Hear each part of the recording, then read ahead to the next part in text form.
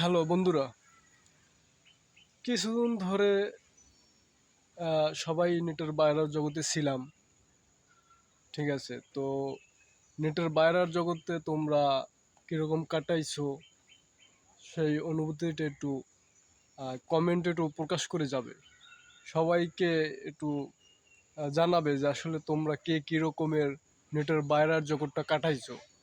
আহ, তাহলে আর কি আসলে আমরা সবাই বুঝতে পারবো যে আসলে কার কি অনুভূতি ছিল।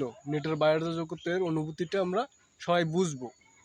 তো আহ, আমার যেভাবে কাটছে, আমার খুবই খারাপ কাটছে। নেটের বাইরে নেট ছিল না, সেই পরিস্থিতিতে খুবই খারাপ কাটছে আমার সময়টা।